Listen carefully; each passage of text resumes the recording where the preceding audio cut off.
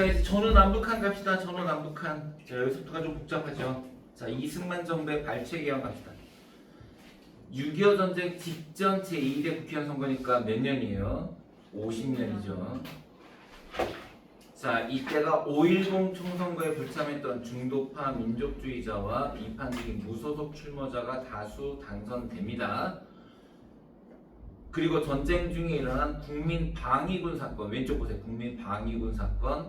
자, 6.25 전쟁 중 예비군을 편성하기 위해 국민방위군을 모집하는데 고위 장교들의 비리로 다 빼돌립니다. 보급품을 다 빼돌려서 보급이 제대로 되지 않아서, 예를 들면 무기도, 그러니까 예를 들어 총알 이런 보급이 안 되는 거예요. 죽죠, 다 죽죠. 그래서 수많은 사람이 사망했던 사건이 국민방위군 사건이고요. 그 다음에 거창 양민학살 사건, 몇 년도일까요? 거창 양민학살 사건은 51년이었고요. 1951년. 전쟁 중일까? 전쟁 끝나볼까? 전쟁 중에. 자, 경상남도 거창에서 누가 누굴 죽인 사건입니까? 군인이, 국군이 민간인 700명을 학살한 사건이에요. 왜 학살했냐면 그쪽 지역이, 이 거창 쪽이 그 기억나십니까? 아까도 빨치산 이런 데 있었다고 했잖아. 지리산, 그지? 그러니까 산 속에 있던 인민군들이 내려와서, 그러니까 낮에는 국군이 있다가 밤이 되면 또 그네들이 내려와서 걔네들, 그러니까 그 골치 아픈 거야. 밤에 얘네들이 막 걔네들한테 음식을 주고 그러니까 이것들이 다 빨갱이라고 생각한 거야. 그래서 거창 양민 대부분 노인하고 어린이였죠. 왜냐면 젊은 사람 다 끌렸으니까. 노인하고 어린이들 다 죽여버렸던 사건이 바로 이 거창 양민학살 사건인데, 이거에 대해서 이승만 정부가 나중에 사실이 밝혀진 다음에도 우깁니다. 정당했다. 그래서 이승만에 대한 여론이 악화되게 되죠. 자, 이승만 정부는 이제 간선제로는 재선이 어렵다고 판단하자, 자, 줄 주세요. 자유당 창당합니다. 자유당. 아까까지 뭐였지? 독촉, 그죠? 네, 독촉. 자, 이제 자유당을 창당하게 됩니다. 지지기반을 넓히고 대통령 직선제 개헌안을 제출했으나 국회에서 부결됩니다. 아하. 어차피 이게 지금 여러분 헌법이 통과되려면 국회 승인이 있어야 되는데 국회에서 부결되자 할 수 있는 게 뭐예요? 그렇죠. 우리 성렬이 얘기한 것처럼 계엄령을 선포하고 헌병을 동원하여 개헌에 반대하는. 헌병을 동원했다? 경찰이 아니네? 맞아요. 여러분. 군인을 동원합니다. 군인을 동원해요. 그래서 군대를 국회로 보냅니다. 군대를 국회로 보내서 개헌에 반대하는 국회의원 타는 통근버스를 강제 연행했고요. 그러니까 국회의원들이 타고 국회로 가고 있는 통근버스 자체를 납치해버리는 거예요. 그거를 강제 연행했으며 일부 국회의원을 간첩으로 몰아 구속하게 됩니다. 자, 이러한 공포 분위기 속에서 이승만 정부는 개헌안을 기립표결로 통과시킵니다. 여러분, 기립표결이 뭐예요? 예, 찬성하시는 분은 일어나십시오 하는 거예요. 그 남들 다 일어나는데 혼자 안 될 수가 없잖아요. 그죠? 이렇게 해서 통과시키는데 이것저것 짜집기에 따라서 그걸 발췌개헌이라고 하는데, 이 발췌개헌의 가장 중요한 건 무슨 개헌이었다? 직선제 개헌입니다. 예, 직선제 개헌입니다. 자, 그 다음에 오른쪽, 그 밑에 오른쪽에 보시면 발췌개헌은 1952년께 나오는데 입법권은 국회가 행하는데 국회는, 자, 알아두세요. 민의원, 참의원.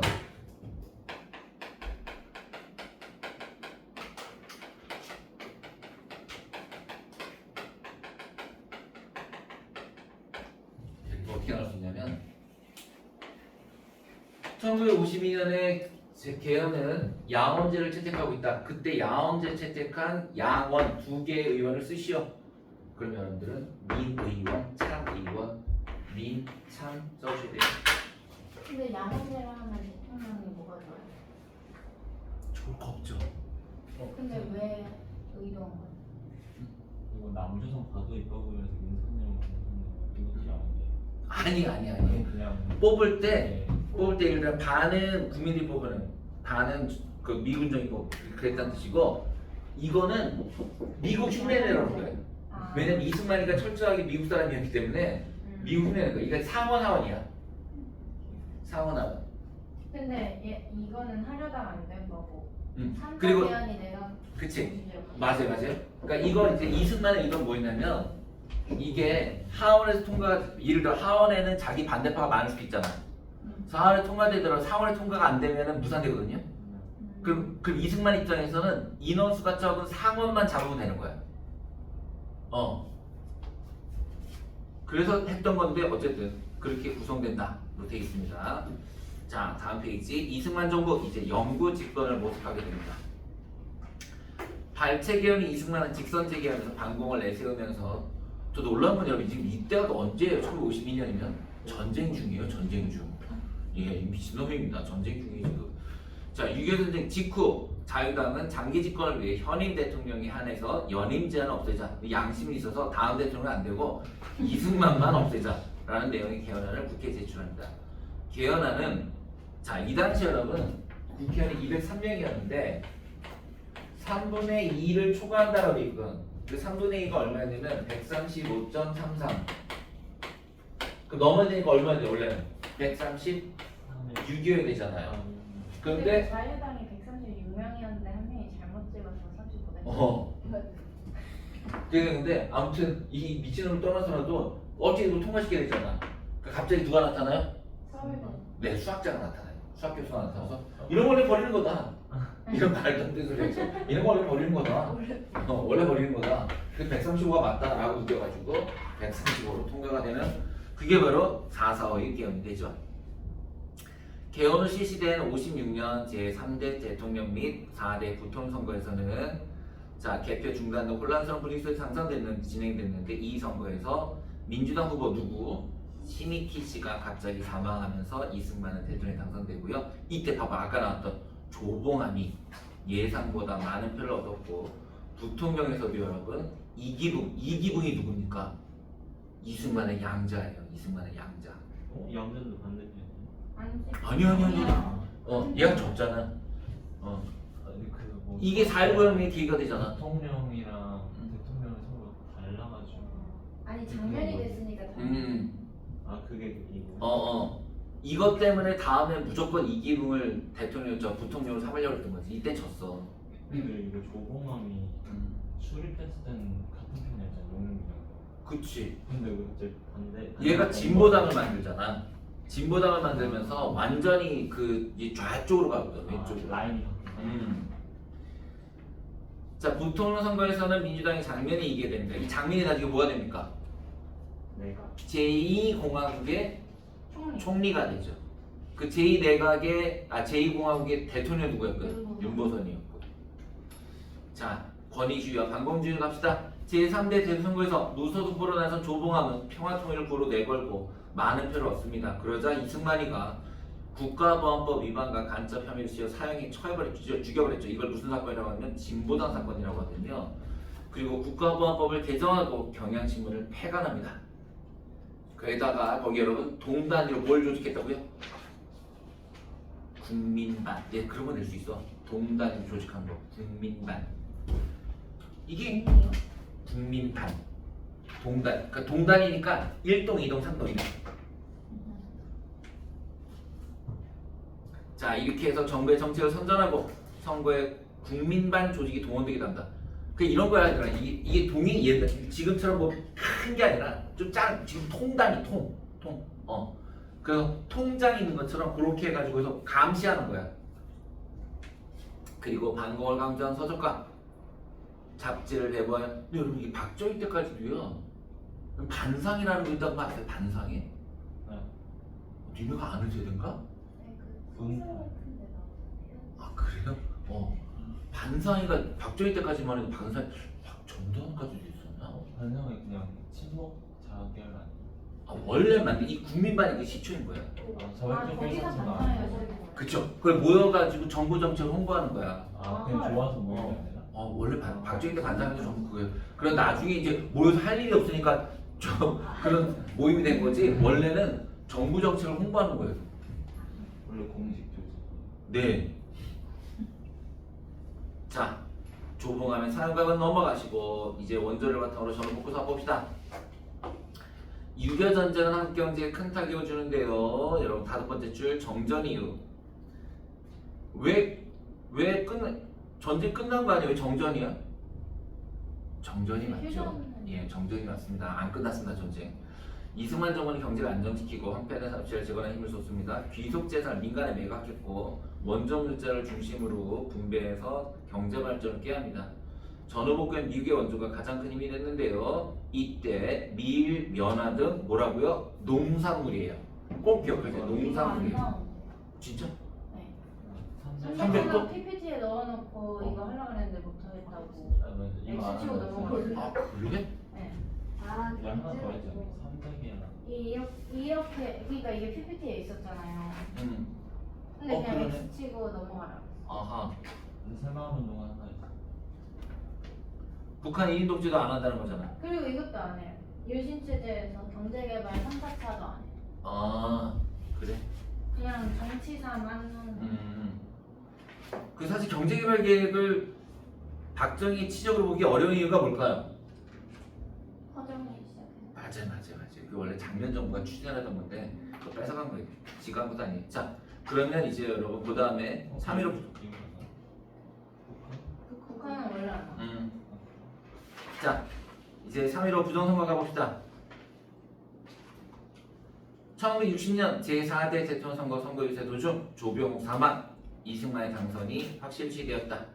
그러나 자유당은 고령의 이승만이 당선되더라도 대통령 신경상이 생길 것을 우려했다. 그래서 양자인 이기붕을 부통령에 당선시키기 온갖 부정을 저질렀는데 그게 바로 3.15 부정선거죠.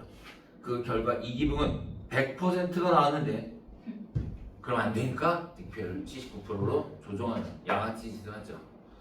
자, 부정선거에 강력하게 저항했는데 대구 학생 시위가 2월 28일 이게 계기입니다. 처음에 대구예요. 누가 시작했어요? 근데 중고등학생이. 부정선거가 3월 15일인데 2월 28일에 네. 아 사전 투표 할 때 부정이 있었구나. 사전 투표. 아, 그 전에 선거 운동할 때. 그냥 싫었던 거예요. 아니요, 선거 운동할 때 이미 엄청나게 부정이 벌어져요. 예를 들면 그런 거 있잖아. 뇌물 주고. 엑스표 사건 몰라? 엑스표 사건? 엑스표 사건이 이렇게 자기네들이 봉투 줄 사람들을 여기다 표시해 온 거야. 봉투 줄 사람이? 그러니까 확실히 자기네 찍기로 약속한 사람들. 아 그 사람들, 그걸 이렇게 보는 데 줄 수 없으니까 밤에 이렇게 이런 데다 넣어줬거든 봉투를. 그걸 표시하기 위해서 이렇게 엑스표를 해놨다고. 얘 돈 줘야 된다고. 그럼 이제 이걸 알고 반대쪽에서 이거 지우고 다른 집에다 엑스표를 막 이랬었어. 근데 그 사람이 돈을 받으면 이건 확실한 부정선거 증거가 되잖아.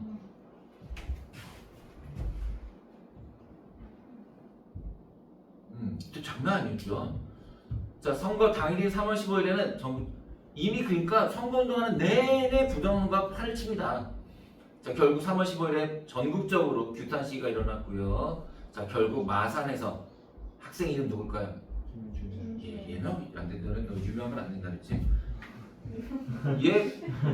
얘 고등학생이죠? 아니 얘 중상. 중학생. 거기 시험 보러 중학생이. 예비 중상. 예비 보이를. 이 사진 못 봤지? 여기 꽂혀 있잖아. 뭐지? 최루탄이. 그래서 이 눈 쪽까지. 응. 그런 사진. 최루탄을 맞고 숨진 시신으로 이게 바닥에 둥둥 떴어. 이거 이 새끼들이 하다못해 좀 성의 있게 뭘 바위라도 묶어갖고 던졌어야 되는데 그냥 던져가지고 다음날 아침에 둥둥 떴어. 교복 입은 채로. 이를 경찰이 은폐한 것으로 밝혀졌다. 정부는 공산주의 세력이 조종한다고 발표했으나 시민들은 믿지 않았고 더 커졌다. 결국 4월 19일 학생과 시민들이 대통령과 면담을 요구하며 경무대가 대통령 집무실입니다. 경무대로 향하였다. 이에 경찰이 시위대에게 무차별 충격을 가하여 고등학생을 포함한 많은 희생자가 발생하게 되고요. 자, 부정선거에 반대한 시위가 격화되자 정부는 또 비상계엄 선포합니다. 하지만 시위대를 마주한 계엄사령관은 이런 사람들이 있었어요. 발포하지 말도록 지시합니다. 민주당은 국회 수정을 요구하였고 여러분 대학 교수들의 시국 선언문이 나오게 됩니다. 이게 결정적이었어요. 이게 대학 교수들의 시국 선언문. 자, 그리고 4월 26일 결국 4.19 혁명 이후에 여러분 7일 뒤에 이승만 대통령은 하야 성명을 하고 어떻게 됩니까? 이승만은 미국을 튀어요. 하와이로 도망가게 되죠. 이승만 대통령이 물러난 뒤 허정을 중심으로 하는 과도 정부가 수립되고요. 양원제 국회와 내각 책임제를 내용으로 헌법이 개정됩니다. 이열시된 국회 선거에서 민주당이 크게 승리했고요. 새로 구성된 국회는 윤보선을 대통령 선출하고 이때 몇 공화국? 2공화국. 자, 그럼 일- 응? 알아두는 게 좋죠. 1공화국이 이승만. 잘 모르겠어요. 그 다음 2공화국이 윤보선. 장면. 3공이 뭐예요? 박정희. 박정희. 4공이요? 유신후. 예, 이게 유신이에요. 유신 후 박정희가 있어. 그러니까 이 공화국이라는 이름은 이거는 학문적인 명칭이 아니고 그냥 정부의 체제가 크게 바뀔 때 붙이는 거야. 이거 드라마 이런 그래서 드라마 이름 많이 나죠. 50이 누구예요? 전사? 이게 전투관. 전투. 그래서 박정희가 두 개나 갖고 있어요. 3공화국, 4공화국. 특히 유신헌법이 4공화국. 지금 6이에요. 지금 제6공화국. 이거 일본 너무 긴 거 아니야? 너무 긴 거. 헌법도 길죠. 1989년에 바뀐 헌법이 아직도 쓰고 있으니까. 네.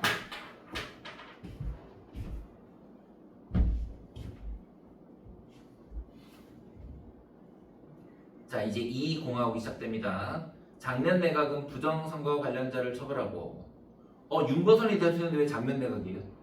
작년이 이거 의원 내각제입니다. 내각제로. 예, 이거 의원 내각제, 의원 내각제.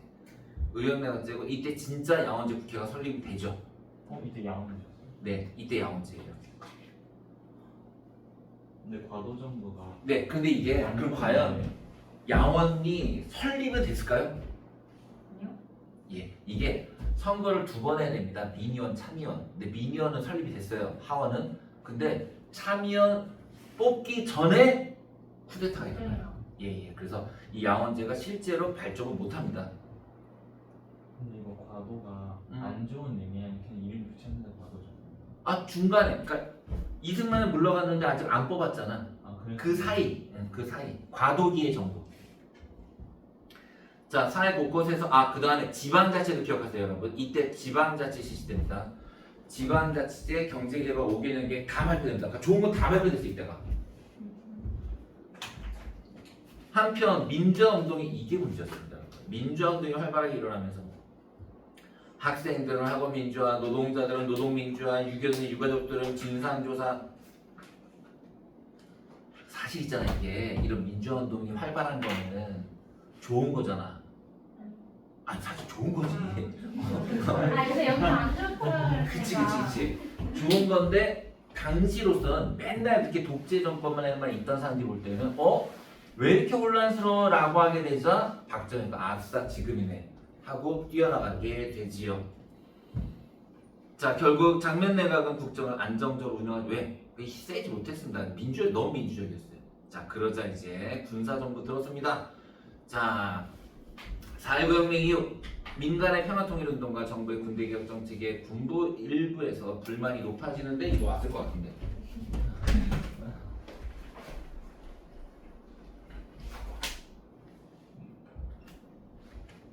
혹시 어떻게 남았다고?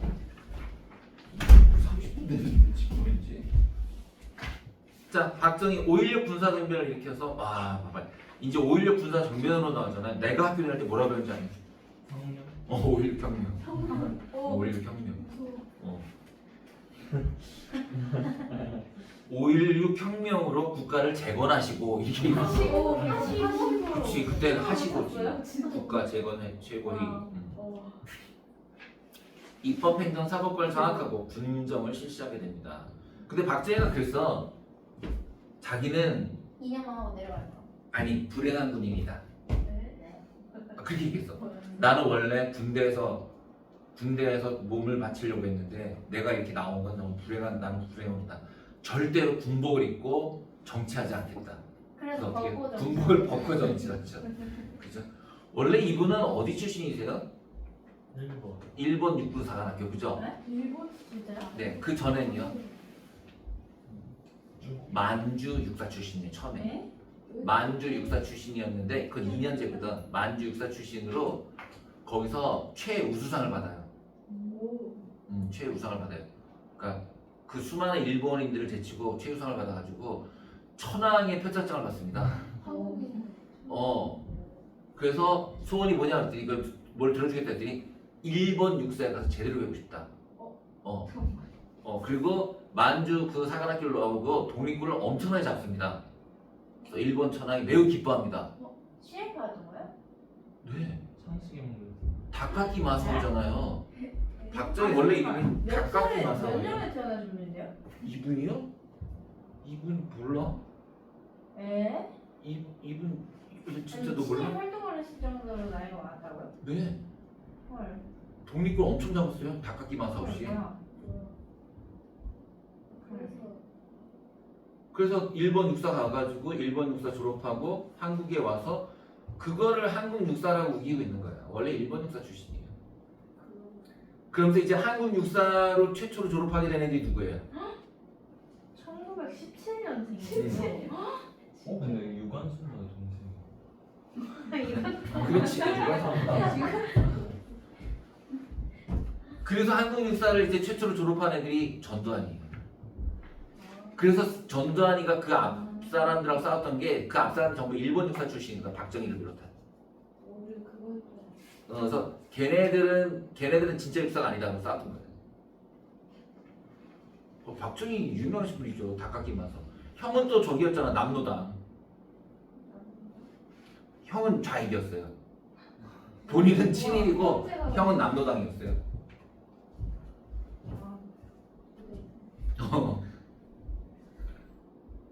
딸은 박근혜고요. 완벽한. 완벽한 가족이죠. 자, 아무튼 그 박정희는 부정축제자 폭력배를 처벌하고 농가부채를 탕감했습니다. 자, 그러나 대통령 중재 뭐로 바꾸는가? 그걸 다시 단원제로. 그래서 여러분 양원제는 아예 이름만 지어놓고 한 번도 안 됩니다. 단원제로 법을 고치고 자, 여기 중앙정보부 기억하셔야 됩니다. 중앙정보부. 왜냐하면 이 중앙정보부의 역할은 원래 정보 수집인데 이때 또 뭐가 됩니까? 예, 그러니까 그쵸. 그보다는 이제 박 대통령의 친위 부대가 되죠. 민주공화당을 창당하죠. 네, 민주공화당 지금도 있잖아요. 정당을 만든 거예요. 네, 만들었어요. 그거 왜 만들어야 되냐면 아니 창당을 해서 대통령은 나와야 돼. 이미 자유당은 이승만 때문에 없어졌잖아. 아니 그러니까 제 느낌에서 뭐 해양수산부에서 뭐 진보당을 만들었대 그인 거예요? 중앙정보부에서 아니야. 중앙정보부 주도로라는 것은 내가 얘기했잖아. 중앙정보부는 정보를 수집하는 건데 완전히 박정희 사조직이야 거의. 그리고서는 그러니까 완전 극우 이 의원들을 모아가지고 민주공화당 창당한 거예요. 그리고 전역한 후 민주공화당 후보로 출마해서 대통령에 당선이 됩니다. 압도적으로 됩니다. 여러분, 압도적으로. 자, 박정희 정부는 미국의 지지가 필요했다. 그래서 이승만 때부터 추진해. 여러분, 왜 미국의 지지가 필요한데 일본과 국교 정상해야 될까? 자본주 경제 발전. 너 아까 봐봐. 아니, 그것도 그렇지만 아까도 얘기했지만 미국은 원래부터 일본하고 전쟁을 했지만 아시아에서 유일하게 제일 가장 믿는 나라가 일본이었어요. 일본이랑 가까워져야 미국이랑 가까워져. 네, 맞아요. 그래서 미국은 계속 한국이 일본과 친하게 지내기를 바라죠. 왜냐면 그래야지 한국과 일본이 동맹이 돼서 자기들을 위해서 싸울 테니까. 그래서 아예 자기가 먼저 일본과의 국교 정상회담을 제기하게 됩니다. 그래서 미국도 공산주의 진영에 맞서 한국, 일본과 안보협력을 체결하기 위해 한일 국교 정상을 적극 지지합니다. 자, 그러나 한일 회담 과정에서 일본의 식민지에 대한 사과나 배상 없이 합의가 이루어졌다는 사실이 폭로되는데요. 왼쪽에 보시면 이때 김종필, 자, 김종필이는 박정희의 조카입니다. 김종필 중앙정보부 장과 오이라 외무상이 비밀리에 만나 회담을 하게 되는데 무상 3억 달러, 유상 2억 달러, 민간 차관 1억 달러 해가 총 6억 달러인데요. 지금 돈으로 따지면 약 7조 원 정도 됩니다. 이 돈을 받고 그냥 무마합니다.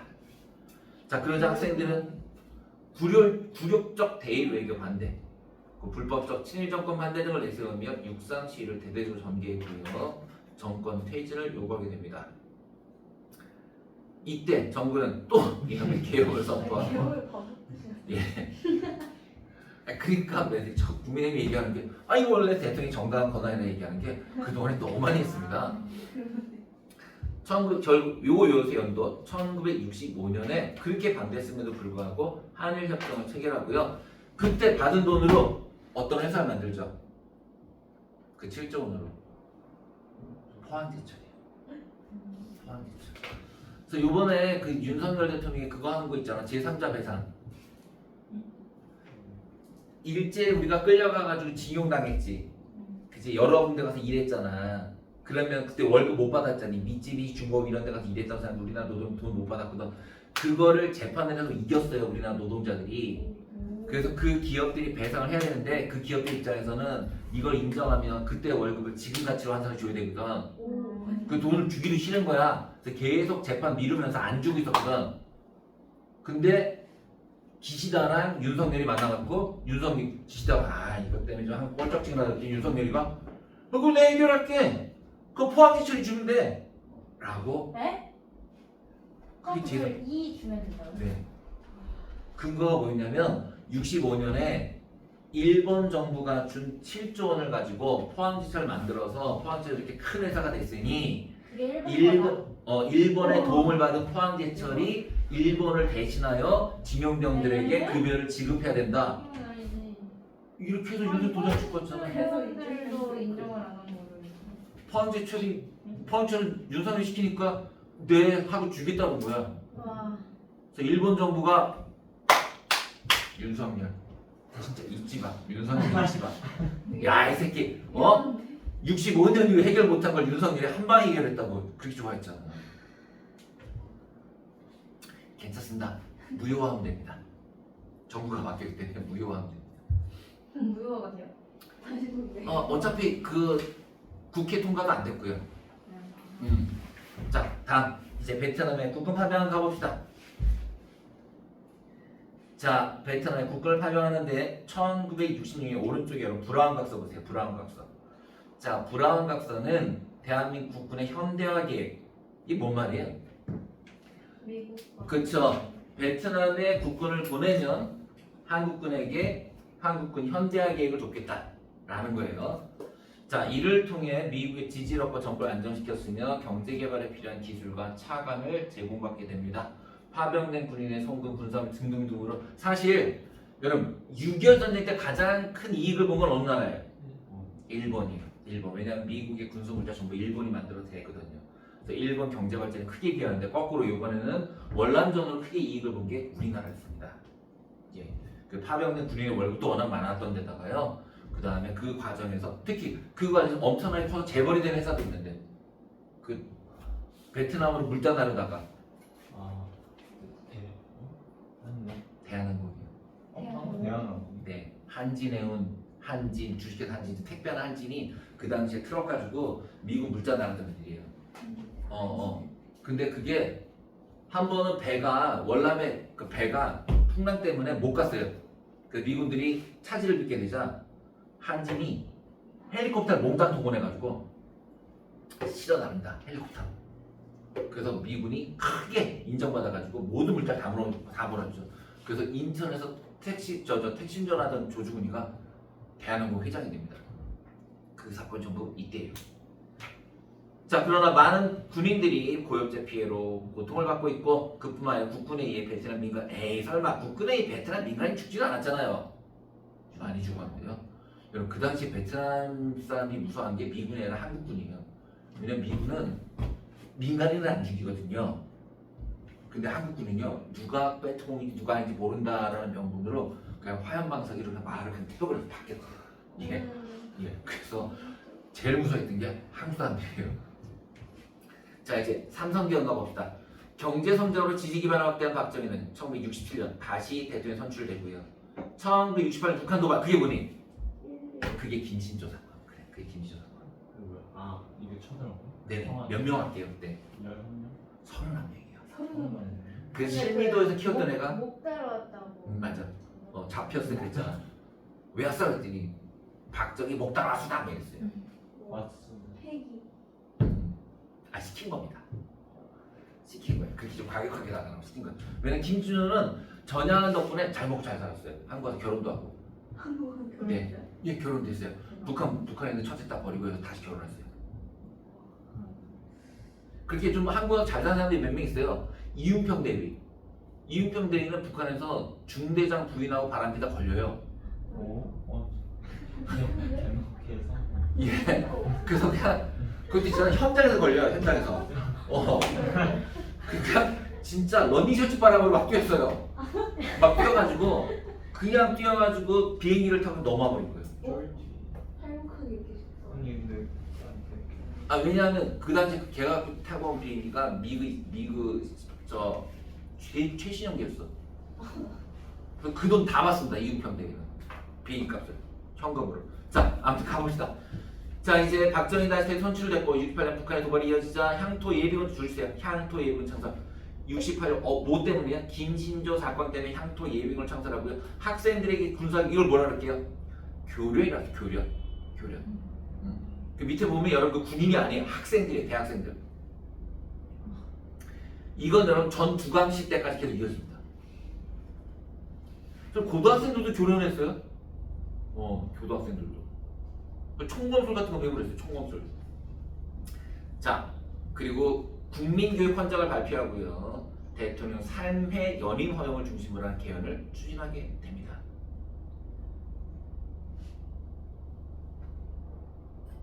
니네 이거 개헌이 몇 차인지 이런 건 안 했지? 했어요.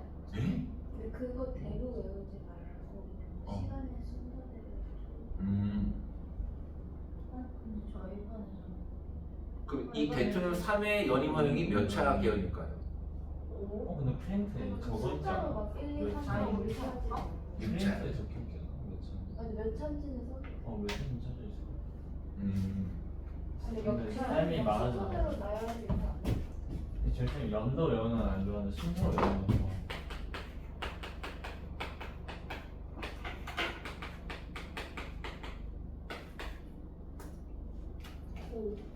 다는 별게 없고요. 4는 그거 아니에요?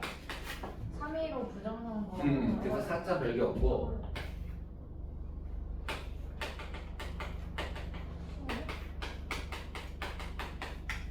이게 뭐냐면 1차, 2차는 전부 이승만 되고 3차 기현이 의원내각제 그 다음 5차 기현이 5.16 6차 기현이 삼성기현 63빌딩 그 다음에 7차 기현 유신헌법 7유신 1승만 3년 5.16 63빌딩 7유신 1, 2가 그 직상생산.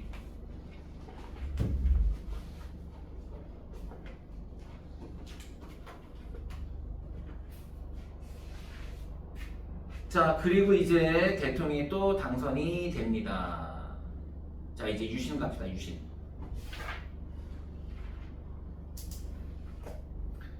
자 유신으로 영구 독재 체제를 구축하다. 70년대 들어서 박정희 정부는 위기를 맞이하는데 자 72년 요거 외우셔야 된다. 7.4 남북 공동성명 7.4 남북 공동성명 북한과 평화통일 원칙에 합의합니다. 72년 7.4 남북 공동성명 이거 진짜 북한하고 만났을까요? 7.4 남북 공동성명? 예, 중앙정보부장이었던 이유라기가 북한으로 넘어가서 김일성과 직접 만납니다. 그러면서 여러분 그거를 북한에서 발표하고 남한에서 또 발표하고 그러자 진짜 통일된 생각하고 난리가 납니다. 통일인 줄 알고. 네, 국민들이 통일이 난리가 나는데 난리가 난 줄 알던 해 3개월 뒤에 유신헌법을 발표합니다. 또 개헌하죠. 네, 근데 유신이 정확히 뭐예요? 유신 그게 메이지 유신을 본다는 건데 나라를 새롭게 한다 이런 뜻이야. 좋은 뜻이야. 그러니까 유신 헌법의 이름이 헌법이라는 걸 꾸며주는 아니야. 그래서 싹 다 바꾸면서 유신헌법이에요. 자, 정부의 비상계엄을 또 선포하고 맞습니다. 드디어 이제 72년 10월 유신. 유신헌법은 그게 몇 차 기현이야? 7차, 7유신. 63빌딩 7유신. 63은 3차 기현, 6차는 3차 기현. 삼성 기현. 그 다음에 7이 유신. 자, 보세요. 임기 몇 년 됐어요 이제? 6년 됐고요. 중임 횟수의 제한도 없애서 평생 할 수 있게 만들었어요.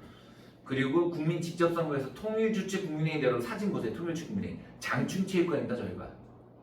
체육관 선거. 네, 체육관 선거. 그 체육관 선거니까 뭐가 99.9였어요. 이거 세세대 있으니까. 이게 원래 있잖아. 어떻게 하게 됐냐면 다 짜놨어요. 네. 80% 정도로 당선되게 만들었었어 원래. 그 예를 들어 정수는 반대표를 찍었어야 돼. 근데 정수가 울면서 막 그런 거야. 도저히 카카를 안 찍을 수가 없습니다. 카카 그러고 원래 반대표 찍어야 되는데 찬성표 찍은 거야. 그리고서 뻔뻔스럽게 인터뷰 됐을 때 전 도저히 반대표 찍을 수 없어 이렇게. 미친. 근데 이건 이미 뭐 공개되기 때문에 그냥 발표가 됐죠. 99.9. 자 이렇게 해서 대통령이 당선이 됩니다. 그리고 대통령에게 국회의 3분의 1, 즉 300명 중에 무려 100명을 이거 유정이라는 이름 혹시 배웠나요 학교에서? 네 배웠어요? 그 유정의 의원, 그 유정의 의원, 그 3분의 1의 의원을 유정의 의원이라고 하고 얘네들은 당연히 누구 편을 들을까? 무조건 박정희 편을 들죠. 그래서 김영사 의원이 우리나라 국회의원 최초로 의원에서 제명된 이유가 얘네들 때문이에요. 아, 쟤네가 다. 얘네들이 주도해가지고 얘 몰아버려서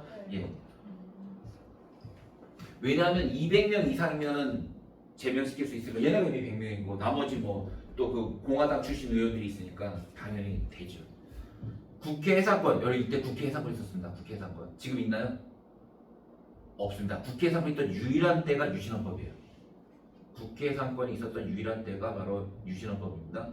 거기다가 개헌하기가 좀 번거롭잖아요. 그 긴급조치라는 걸 따로 만듭니다. 긴급조치 뭐냐면 국회 동의가 필요 없어요. 그러니까 대통령이 아무 때나 할 수 있는 거예요 이제 개헌을. 똑같은데 제약이 없기 때문에 대통령이 마음대로 할 수 있는 걸 만든 거예요. 자 학생과 시민들은 당연히 유신체제 반대운동에 나섭니다. 자 김대중은 중앙정보부장이 납치했고요.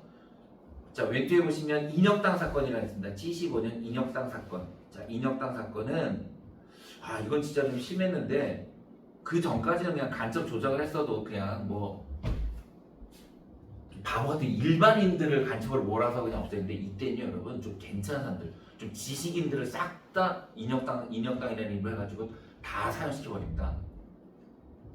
자 그러나 2007년에는 이걸 무죄로 판결했고요.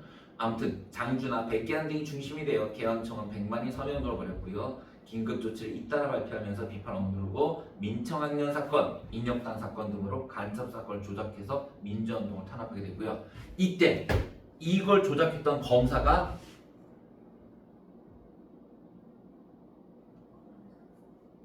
이 박정희의 오른팔이 돼서 이 사람들 싹 다 잡아놨던 검사가 바로 박근혜 시절에 국무총리였던 아니 까먹었다. 아무튼 그 박근혜 국무총리가 바로 이때 이 사건의 주도자입니다.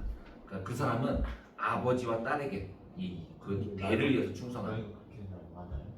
80에 되는 거. 자 다음 페이지. 자 이제 유신시대 몰락까지 하고 싶시다. 자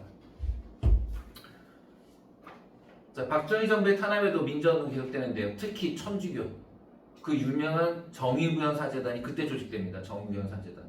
요번에 윤석열 탄핵 때도 가장 앞장섰던 분들이 이 정의구현 사재단이에요. 그래서 그 왜 저 뉴스에 나왔던 것도 있잖아.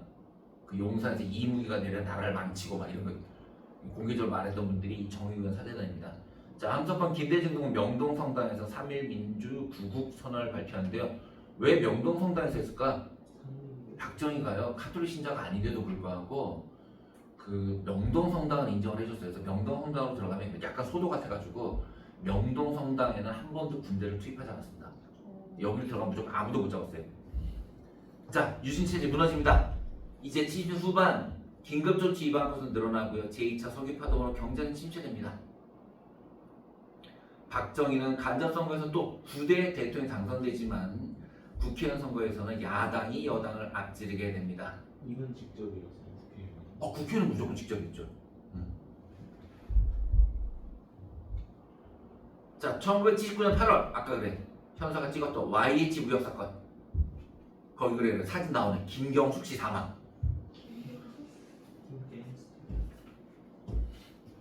자, YH 무역 노동자들이 부당 공장 폐쇄에 맞서 생존권 보장을 요구하며 야당인 신민당, 그 신민당 대표가 바로 김영삼이었어요.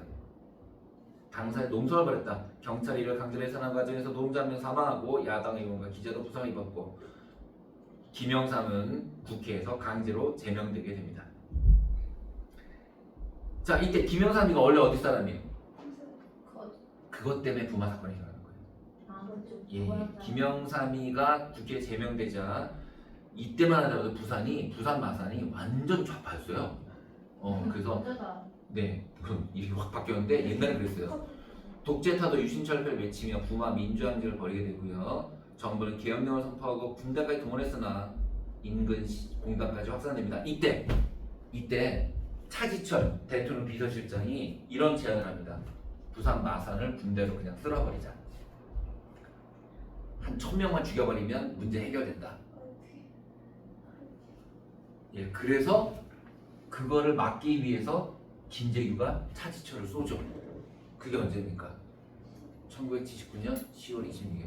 원래는 차지철. 원래 차지철이 목표였는데 그냥 쏜 김에 박정희까지 쏴버립니다. 예, 그래서 김재규에게 피살되면서 유신체제는 막을 내리게 됩니다. 저 팀킬 당했어요? 팀킬 당한 거예요? 인정이? 이제 진짜 맞겠지?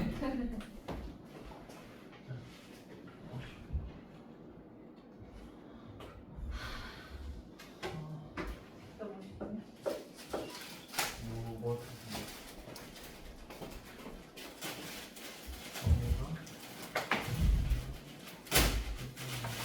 그 중앙정보부장 김영욱이는 박정희한테 개기다가 또 프랑스에서 이거도 소세지에 갈려갖고 죽잖아. 루이스 아니에요? 어디에 이거 가요? 그 소세지 만드는 통에다 집어넣어가지고 진짜 소세지로 만들었거든. 네? 누가요? 누가요? 김영욱 중앙정보부장. 진짜 이거 누구? 무서운 사람이네. 김용국이 누가 너니? 뭐야? 그 딸기는요? 아, 저거 댓글 알아요? 근데 여러 번 돌리다 안 나와요. 일청이 일이 좀 그래? 그래.